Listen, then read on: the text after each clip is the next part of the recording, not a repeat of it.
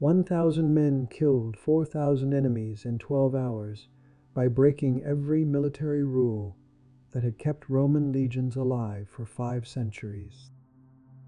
This is not exaggeration. This is not legend inflated by time. This is the cold mathematical reality of what happened on January 4th, 46 years before the birth of Christ, when Julius Caesar stood on African sand, watching 16,000 Numidian cavalry surround his undermanned foraging party, and decided that the only way to survive was to commit what every military manual called tactical suicide. Picture yourself as one of those 1,000 Roman soldiers, your red cloak vivid against yellow sand that reflected heat like a bronze mirror completely encircled by horsemen, whose war cries echoed off rocky outcrops like thunder from an approaching storm that promised only death. The mathematics were simple and absolutely terrifying in their clarity. 16 enemies for every single Roman. No reinforcements within 50 miles of marching distance. No escape route through the swirling mass of cavalry who moved like desert wind, itself appearing and vanishing behind clouds of dust that turned the afternoon sun into a blood-red disk that seemed to mock Roman confidence. You can feel your armor cooking you alive in 90-degree January heat that was unnatural for winter. You can hear arrows whistling overhead in volleys so thick they literally darkened the sky. You can smell your own fear mixing with the sweat of men who had survived Gaul's forests and Germanic charges, but had never faced enemies like this warriors who could put 3 arrows in the air before you could even draw your gladius from its scabbard. And you know with absolute certainty that standard Roman tactics, the formations that had conquered half the known world, will get you killed in the next hour unless someone does something that has never been done before in the history of warfare. Caesar's political situation that morning was more desperate than the military crisis, if such a thing was even possible. The civil war that had torn Rome apart for years was supposed to have ended permanently with Pompey's assassination in Egypt, where he fled after losing at Pharsalus. But Cato, the younger, and Scipio had somehow rebuilt republican resistance in North Africa, gathering the shattered remnants of Pompey's faction, like collecting broken glass to forge into a weapon. They commanded 60,000 men, total, including King Juba's legendary Numidian cavalry that had been born in the saddle warriors, whose ancestors had been fighting mounted warfare since before Rome was even founded. These were men who could shoot backwards while retreating at full gallop, who could control horses with their knees, while both hands worked bows, who treated European heavy cavalry like children playing at war. Back in Rome, across the Mediterranean, Caesar's political enemies waited like vultures, circling wounded prey, watching for any sign of weakness. One major defeat, one broken legion, reported back to the Senate, and they would strip him of everything he had won through a decade of conquest and civil war. This was not just another campaign to add to his sum of victories. This was Caesar's absolute final gamble for supreme power in Rome, and he was about to lose it on African sand 12 hours after sunrise. The morning had started as routine as any other foraging expedition that hungry armies must conduct. Caesar desperately needed supplies for his 6 undermanned legions, camped precariously near the coast where supply ships could reach them. African grain was scarce because local populations had hidden or destroyed it to deny Romans resources. Water was even scarcer in a land where wells were controlled by hostile tribes who knew every spring and oasis.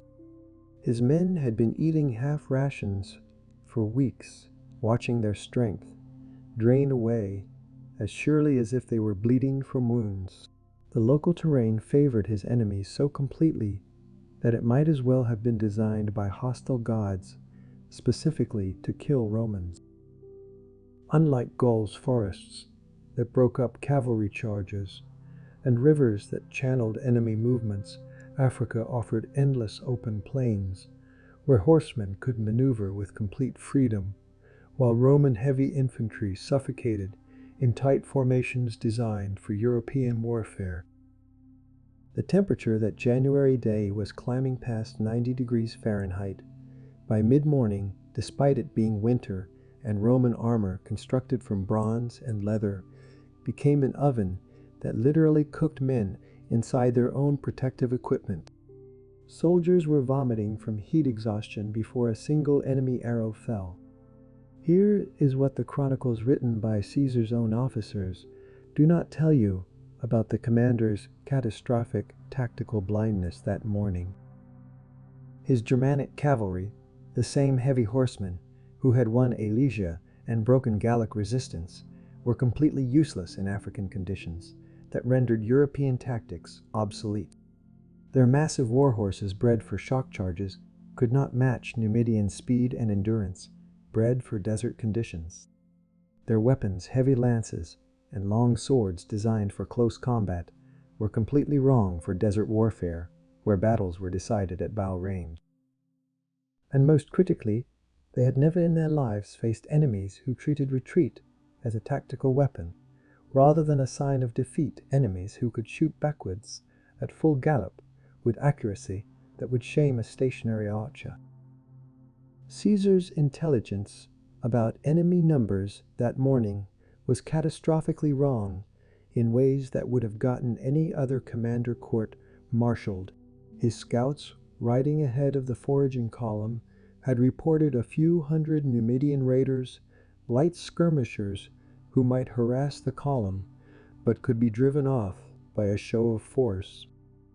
The reality waiting beyond the next ridge was King Juba's finest cavalry, 16,000 strong, commanded by Labienus, who was Caesar's former lieutenant, a man who knew every single Roman tactical formation intimately because he had helped perfect them during years of campaigning in Gaul.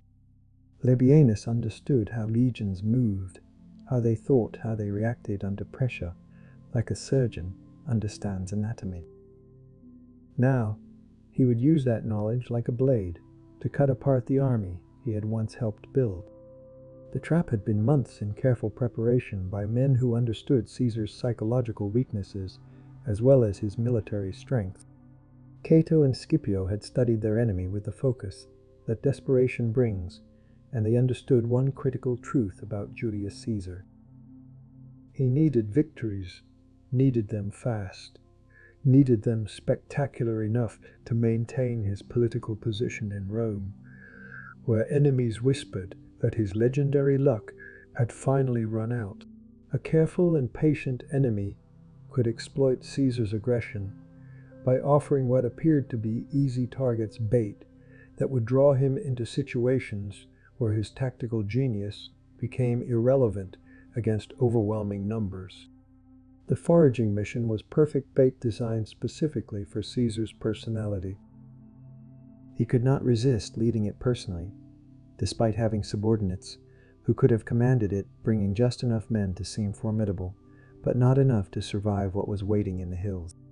The enemy commanders had studied Roman logistics with the attention of accountants, Roman movement patterns, with the focus of hunters' Roman psychology, with the insight of philosophers. They knew Caesar would take risks that other commanders would never dare, because he had spent 6 years in Gaul, proving that audacity could overcome mathematical certainty.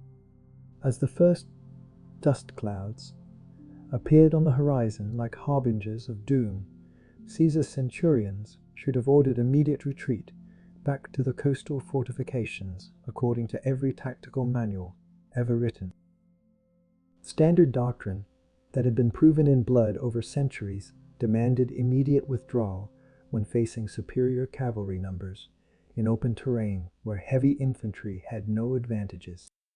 But Caesar had spent those 6 years in Gaul, proving that standard doctrine was written for ordinary commanders who lacked imagination, and the greatest military genius in Roman history was about to discover that African warfare followed completely different rules than anything he had encountered in Europe. The Numidians moved like water flowing around stone, surrounding the Roman column without seeming to actually attack, just watching and waiting and letting fear do their work for them, as surely as arrows would. What happened in the next 4 hours would test whether Roman discipline could overcome mathematical impossibility, whether tactical genius could defeat 16-1 odds, and whether Caesar's legendary fortuna that had carried him through a decade of impossible victories would hold in the burning wasteland where empires came to die and bones bleached white under an African sun that showed no mercy to foreigners. The Numidian cavalry struck like a desert sandstorm that appeared from nowhere, seeming to be everywhere at once, yet never quite close enough for Roman steel to reach them and end this nightmare. By the second hour, what Caesar had planned as a simple foraging expedition to gather grain and water, his 1,000 men found themselves trapped in a living nightmare of mobility and precision that European warfare had never prepared them to face. The enemy horsemen rode in perfect circles around the Roman formation, like sharks circling wounded prey, staying just beyond javelin range, where Roman weapons could not reach, loosing arrows in coordinated volleys that fell like deadly rain on shields that men raised against the merciless African sun. Each circuit brought fresh riders with full quivers, while exhausted horses were rotated smoothly to the rear of the formation, creating an endless cycle of harassment that Roman heavy infantry simply had no doctrinal answer for. Labienus commanded the Numidian swarm, with intimate knowledge of every Roman weakness, knowledge bought through years of service at Caesar's side. He had spent those years learning how legions moved when under pressure, how they thought when facing unexpected tactics, how they reacted when their standard responses failed to work. Now, he used that knowledge like a surgeon's knife probing systematically for soft spots in formations he had once helped design to be impenetrable. The Numidians feinted charges that forced Romans into defensive squares with shields locked, then wheeled away at the last possible second before contact, leaving Caesar's men gasping in bronze armor that trapped body heat like furnaces fueled by the African sun. Every false attack drained energy that the Romans could not afford to spare in this heat. Every mocking retreat demonstrated their complete inability to close with enemies who fought like ghosts, made of dust and arrows and contempt for European military convention. The killing began in earnest as the sun reached its merciless peak directly overhead. Numidian javelins launched from horseback found gaps between shields with surgical precision that spoke of decades of practice. Men who had survived the forests of Gaul and the charges of Germanic berserkers fell to weapons they could not even see coming launched from horseback by warriors who could hit a man-sized target at full gallop from 50 yards away.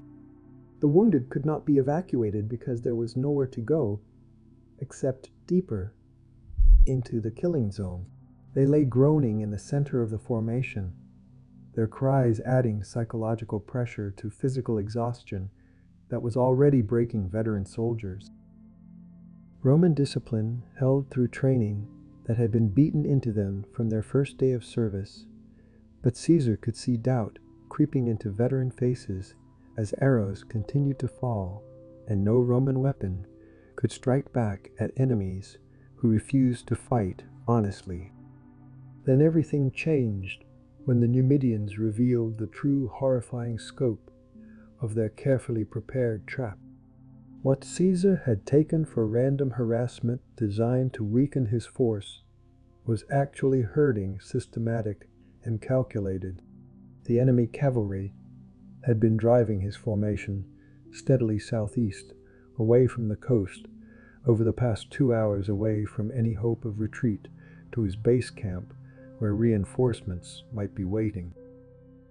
The Romans found themselves pushed into a natural amphitheater formed by low hills where Numidian cavalry could attack from elevation while infantry struggled uphill through loose sand that grabbed at their sandals like quicksand, pulling them down. Here is what military historians analyzing this battle centuries later consistently miss about this critical moment. Caesar realized with the shock of cold water that he had been completely outgeneraled by his own former student who knew him too well. Labienus was not just commanding Numidian cavalry in some improvised harassment operation. He was conducting a symphony of destruction that used Roman predictability against Roman strength, turning Caesar's tactical instincts into weapons that wounded his own army. The psychological warfare being deployed against the legionaries proved as devastating as the physical attacks that were killing them one arrow at a time. Numidian war cries echoed off the surrounding hills in languages that Romans did not understand, creating an alien soundtrack of approaching doom that made veteran soldiers feel like children lost in a dark forest. The enemy horsemen deliberately displayed captured Roman standards from earlier defeats that had occurred during the African campaign, taunting Caesar's men with visual proof that other legions had already fallen to these same African tactics. Some Numidians who had learned Latin from deserters rode close enough to shout insults in the Roman tongue, calling the legionaries cowards who hid behind shields because they feared honest combat like real warriors. Every taunt was carefully calculated to provoke Romans into breaking formation and charging after enemies who would simply melt away like morning mist and return minutes later with more arrows. By the fourth hour of continuous harassment under the African sun that showed no mercy, Caesar faced a crisis that threatened to destroy far more than just his army. His Germanic cavalry that had been the hammer that won him, Gaul proved utterly inadequate against Numidian mobility that made European horsemen look like they were moving through thick mud. Their heavy mounts bred for shock charges and European tactics were like siege engines trying to win a foot race against Olympic sprinters. When Caesar's German cavalry charged, hoping to break the encirclement, the Numidians scattered like startled birds, flying in every direction, only to reform and attack the now isolated and exhausted Germans from behind with arrows. 3 separate cavalry actions ended with Caesar's horsemen streaming back in disorder to seek protection from the infantry squares, their mounts lathered with foam and exhausted, while the enemy seemed as fresh as morning, despite hours of continuous action. The mathematics of attrition were becoming impossible to ignore, even for the most optimistic Roman officer. Roman arrows in their quivers were finite and running low. Water in their canteens was nearly exhausted in heat that sucked moisture from bodies faster than men could replace it. And the African sun was methodically turning armor into instruments of torture that caused as many casualties as enemy weapon. Meanwhile, the Numidians seemed to multiply rather than diminish as the day wore on. Fresh squadrons kept appearing on distant ridges, like mirages that resolved into deadly reality, horsemen with full quivers who rode in to replace warriors whose arrows were exhausted. Caesar counted enemy banners from at least a dozen different tribes, all united under King Juba's authority and Labienus's tactical genius that was using them like a conductor uses instruments in an orchestra. What he faced was not just cavalry in some simple sense. It was a confederation of the finest light horsemen in the entire ancient world warriors whose ancestors had been fighting mounted warfare since before Rome was even founded as a collection of huts on 7 hills. Then Caesar did something that no Roman general had ever attempted in open battle against superior cavalry, something so revolutionary that his centurions thought heat exhaustion had driven their commander insane. Caesar's revolutionary decision emerged from pure desperation, being transformed into tactical genius through a mind that refused to accept that mathematics could determine fate. Instead of maintaining the traditional Roman square formation that made his men nothing more than sitting targets for Numidian arrows that fell like rain, he ordered something that had never before been attempted against mobile cavalry. His 1,000 legionaries would abandon defensive formation entirely and form a single extended line, just 4 men deep, stretching nearly half a mile across the valley floor, in a formation so thin it looked like a human rope ready to snap. To every centurion who heard this command, shouted along the desperate line, it sounded like suicide ordered by a commander who had finally cracked under impossible pressure. Extended lines were designed for fighting enemy infantry where you wanted maximum frontage, not for fighting mobile horsemen who could concentrate their entire overwhelming force against any weak point and shatter it like pottery thrown against stone. The standard response to cavalry was tight formations with shields locked, creating walls of bronze and iron that horses would not charge. But Caesar had seen something in the Numidian attack patterns during those 4 hours of hell that even Labienus had missed in his intimate knowledge of Roman doctrine. The transformation from defensive square to extended line took 20 agonizing minutes of vulnerability that should have gotten them all killed. Roman sentries wheeled and extended their formations, while arrows continued to fall in volleys so thick that the sky darkened with their passage. Men dropped screaming as they struggled to maintain formation during what military manuals called the most dangerous maneuver in ancient warfare, changing formation while under direct enemy attack. The Numidians pressed their advantage, hard sensing Roman confusion and desperation, sending wave after wave of horsemen against what appeared to be a formation in complete disarray and ready to break. Caesar moved along the extending line personally, his distinctive purple commander's cloak making him a target for every enemy archer on the battlefield, but his presence kept exhausted legionaries from breaking and running as they formed into what looked like a human sacrifice offered to Numidian mobility and superior numbers. Here is where legend meets tactical reality in ways that separate Caesar from merely competent commanders. He was not just gambling desperately on courage, being able to overcome mathematics through sheer willpower. He had identified during those 4 hours of observation the single fatal flaw in Numidian tactics that not even Labienus understood, despite his years studying Roman doctrine. The enemy cavalry's greatest strength, their ability to concentrate overwhelming force against any single point, required them to mass their formations together tightly for maximum impact when charging.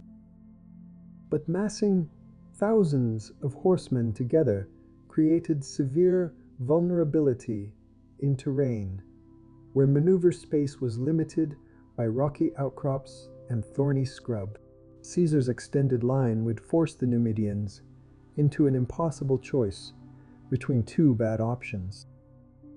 They could attack in small groups that would negate their massive numerical advantage completely, or they could concentrate in the narrow areas between hills where the surrounding terrain would restrict their escape routes and turn mobility into a death trap. The first test of this insane tactical theory came when 2,000 Numidian horsemen charged the Roman center in a thundering mass, expecting to shatter the thin line like pottery thrown against stone. Instead of the easy victory they anticipated, They found themselves channeled by the terrain between rocky outcrops into a killing zone where Roman javelins could finally reach them, and their own celebrated mobility suddenly became a liability in close quarters. The legionaries did not try to hold ground in the traditional defensive sense that doctrine prescribed. They gave way in calculated fighting retreats that drew the horsemen deeper into terrain that increasingly favored heavy infantry over light cavalry. When the Numidians wheeled their horses around to escape back to open ground, they found themselves trapped between converging Roman wings that had closed behind them, like the jaws of a steel trap. The slaughter in that narrow valley bottom lasted less than 10 minutes, but changed everything on the battlefield. Numidian horses bred for speed on open plains stumbled badly on loose rocks and thorny scrub that tore at their legs. Riders who had terrorized Romans all morning with arrows from safe distance suddenly found themselves within gladius range of veterans who had been waiting hours for precisely this moment of revenge. The sound of Roman iron striking bone echoed off the surrounding hillsides as disciplined legionaries met desperate Numidian cavalry in close combat that favored neither speed nor archery, but pure savagery and steel. 300 enemy horsemen died in that valley in less time than it takes to boil water, their bodies marking the first significant Roman success of a day that had seemed destined for complete disaster. But Caesar's tactical masterstroke went far beyond that single engagement that killed 300. The extended line formation created dozens of simultaneous smaller combats spread across the entire valley floor, preventing Labienus from coordinating his massive numerical advantage effectively the way he had planned. Instead of one overwhelming attack that would crush Roman resistance through sheer weight of numbers, the Numidians found themselves fighting dozens of smaller, confused actions where their mobility advantage disappeared completely, and Roman close combat training became the decisive factor. Century by century in small unit actions, sword stroke by sword stroke, in individual combats, the legionaries proved that close quarter fighting remained absolutely their domain regardless of how many arrows had fallen on their shields during the approach. The psychological impact of seeing Romans fight back effectively rippled through both armies faster than any battlefield messenger could carry physical news. Roman cheers rose from the valley floor as men who had been mentally preparing to die suddenly saw the impossible prospect of victory within reach. Conversely, Numidian war cries that had been confident all morning faltered noticeably as warriors who had never faced effective resistance from Roman heavy infantry watched their comrades fall in terrain that should have favored cavalry completely. The mathematical certainty of 16-to-1 odds that had seemed like an absolute guarantee of Numidian victory began wavering as tactical innovation met cultural arrogance in combat that neither side had anticipated when the day began. Labienus watched from his command position as his perfect trap that had been months in preparation transformed before his eyes into Caesar's killing ground, and he understood with sick certainty that his former commander had once again somehow rewritten the fundamental rules of warfare. The Numidian advantage required open terrain and complete freedom to maneuver their horses. Caesar had used the landscape itself to neutralize both advantages, turning African geography against African tactics, with a precision that only years of European campaigning in varied terrain could have taught him. What happened in the next 30 minutes would determine whether tactical genius could overcome numerical impossibility, whether Roman innovation could defeat Numidian tradition, and whether Caesar's legendary fortuna extended to African sand or whether it would finally fail him. The decisive moment that would define not just the battle, but Caesar's entire African campaign, arrived when the Roman commander recognized with a general's eye that Labienus had committed his reserve cavalry to reinforce the failed valley attack. In 17 minutes of calculated audacity that would become legendary, Caesar would either vindicate his revolutionary tactical theories or watch his last army die on African sand thousands of miles from Rome. The Roman extended line had held through 3 separate major Numidian charges that should have broken it, but Caesar could see with brutal clarity that exhaustion was etching visible lines on veteran faces beneath bronze helmets that had become furnaces in the desert heat that never relented. Sweat mixed with blood on gladius hilts made weapons dangerously slippery in hands that were losing their grip strength. The wounded lay in growing numbers behind the extended formation, their groans providing a constant audio reminder that Roman endurance had absolute limits, that even tactical genius could not extend indefinitely. Then Caesar spotted the fleeting opening that would either define his legend or mark his final defeat. Labienus had pulled warriors from his left wing to support and reinforce the valley engagement, creating a gap in the Numidian encirclement, nearly 300 yards wide. It was a temporary opportunity, visible only to a commander who understood both Roman capabilities and enemy psychology with equal precision. Caesar calculated mentally that he had perhaps 5 minutes before Numidian mobility would close that gap and restore the complete encirclement.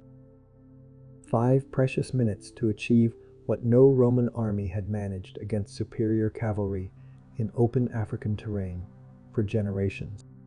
He would not simply attempt to break the encirclement and withdraw to safety. He would shatter it so completely that psychological shock would multiply tactical success into strategic victory that would echo across North Africa. The charge began with Caesar's personal intervention that would become military legend told in taverns for decades. Taking 2 centuries of his finest veterans, men who had followed him faithfully from Gaul through years of civil war to this African exile, he led them personally toward the gap in enemy lines at a run. His distinctive purple commander's cloak streamed behind him as he ran on foot, making him visible to every single Roman and Numidian on the entire battlefield. The sight of their supreme commander charging on foot, rather than directing from safety, transformed exhausted legionaries who could barely stand into an unstoppable human battering ram driven by loyalty. Centuries that had been barely holding defensive positions suddenly found strength for offensive action that defied both mathematics and military logic. The impact when Romans met Numidians in that gap created a sound that witnesses later described as thunder wrapped in human screaming. Horses reared up on hind legs and fell thrashing as gladii found their vulnerable bellies in upward thrusts. Riders who had terrorized infantry all morning with arrows from safe distance suddenly faced disciplined steel in terrain where speed meant absolutely nothing and training meant everything. The collision lasted perhaps 3 minutes by the sun's movement, but those 3 minutes decided the entire battle's outcome. Roman heavy infantry, specific or brutal close combat, proved absolutely devastating against cavalry, caught without any room to maneuver their mounts. Every sword stroke was calculated for maximum efficiency. Every shield push was coordinated with the man beside you. Every step forward was bought with Numidian blood that darkened the yellow sand beneath their feet. Here is what happened next that military historians still debate in war colleges centuries later. The breakthrough created a cascade effect that no tactical manual had ever described because it had never occurred before. As Caesar's assault force punched violently through enemy lines. The extended Roman formation suddenly contracted like a closing fist from both directions simultaneously. Instead of maintaining their defensive stance and simply holding ground, the legionaries began advancing aggressively across the entire valley floor at once. What had been a desperate defensive action designed simply to survive suddenly transformed into a coordinated offensive attack that caught 16,000 Numidians completely unprepared for Roman aggression in terrain they had controlled all day. Labienus watched helplessly from his command hill as his tactical masterpiece that he had spent months perfecting disintegrated in real time as Roman discipline met Numidian confusion in dozens of separate small combat. His horsemen, who had been trained exclusively for mobility warfare, found themselves fighting at close quarters where all their advantages disappeared completely and Roman weapons dominated. The psychological shock rippled through tribal contingents that had never in their entire military history faced effective infantry resistance like this.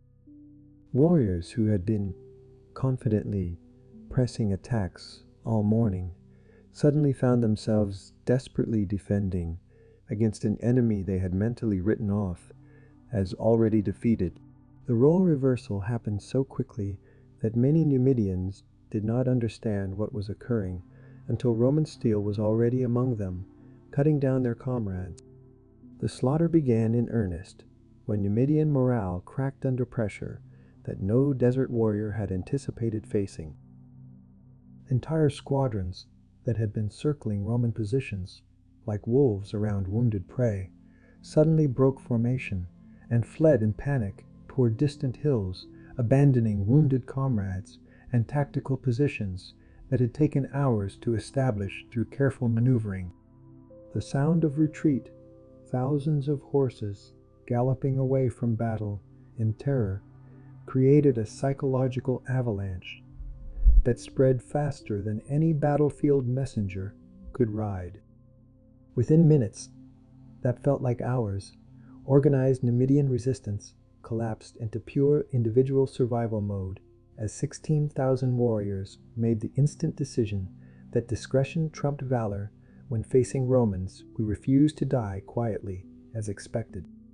Caesar seized this moment of enemy confusion with predatory instincts that separated military genius from mere competence. Instead of celebrating survival and consolidating his defensive position, he immediately ordered aggressive pursuit of the fleeing enemy. Roman sentries that had been fighting desperately for their lives just minutes earlier suddenly found themselves hunting enemies who had terrorized them all morning with arrows. The reversal was so complete and so sudden that many legionaries later claimed under oath they could not believe what their own eyes were showing them. They had gone from facing mathematical impossibility and certain death to achieving tactical dominance in less time than it took the merciless African sun to move 1 degree across the sky. But the true magnitude of Caesar's impossible victory would only become clear when the killing finally stopped and the accountants began counting bodies scattered across sand that had been yellow at dawn and was painted red by afternoon.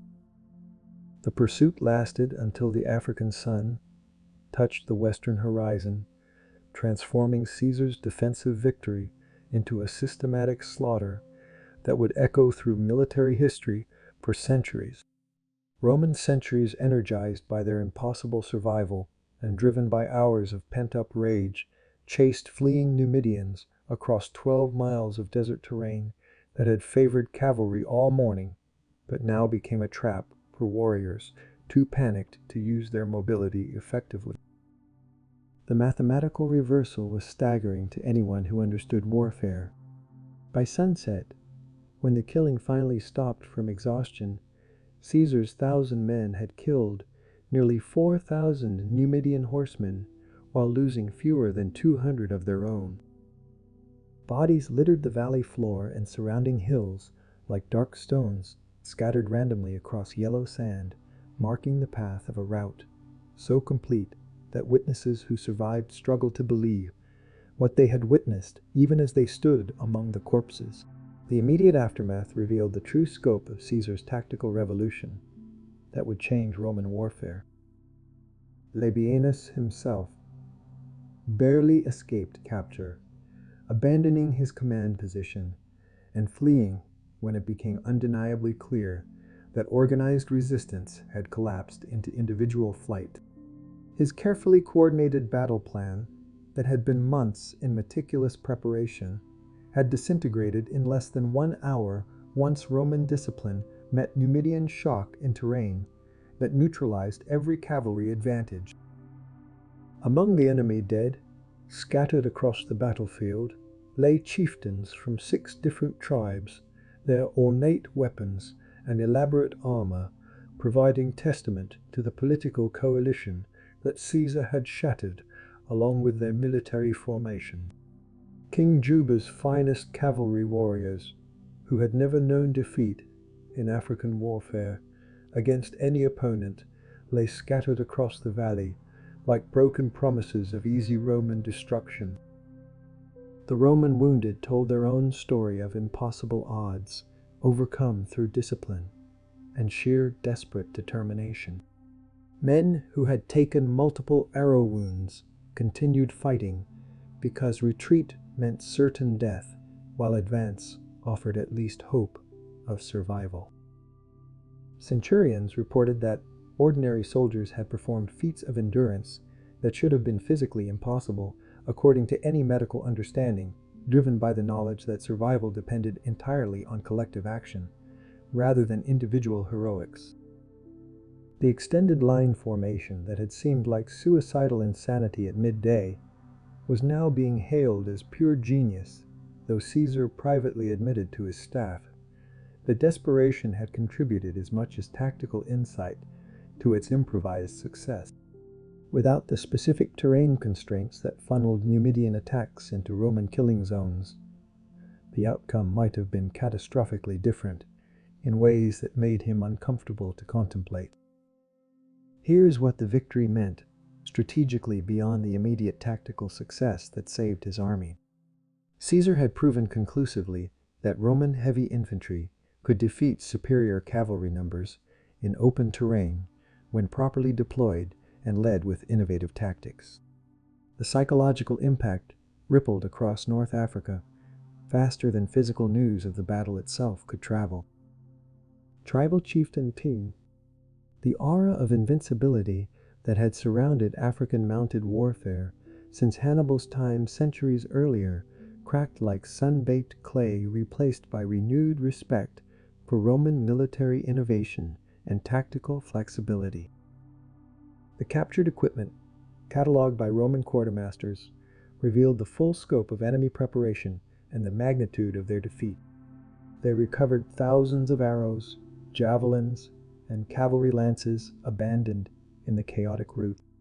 More importantly, for strategic planning, they recovered intelligence documents that exposed the full extent of the conspiracy against Caesar being coordinated across North Africa. Letters from Cato detailed careful coordination with Egyptian and Syrian resistance movements. Scipio's correspondence revealed planned naval operations specifically designed to cut Caesar's African supply lines and starve his legions into submission. The victory at Ruspina had disrupted far more than a single battle. It had shattered a comprehensive multi-theater strategy designed to destroy Caesar's remaining forces through coordinated pressure from multiple directions simultaneously. The personal transformation in Caesar himself became immediately visible to every subordinate who had witnessed his leadership during the crisis. The commander, who had seemed almost casual about African dangers before the battle, now displayed the focused intensity of someone who understood exactly how close he had come to complete destruction. His orders became noticeably more precise, his tactical preparations more thorough, his treatment of local populations more calculated to prevent future coalition building against Roman interests. The near disaster had taught him that African warfare required fundamentally different approaches than European campaigns' lessons that would prove crucial in subsequent operations against Cato and Scipio. But perhaps the most significant immediate consequence was the dramatic effect on Roman morale throughout Caesar's entire African army. News of the impossible victory spread through his coastal camps like wildfire racing through dry grass, transforming dispirited legions who had been quietly questioning their commander's judgment into confident troops, ready to face whatever enemies Africa could produce. The soldiers who had survived Ruspina became instant living legends within the army, their first-hand accounts of tactical innovation and disciplined courage inspiring entire cohorts that had never seen combat. Veterans who had followed Caesar faithfully from Gaul spoke of Ruspina as definitive proof that their commander's legendary fortuna extended even to African sand, while newer recruits gained confidence that Roman training could overcome any odds when properly applied under competent leadership.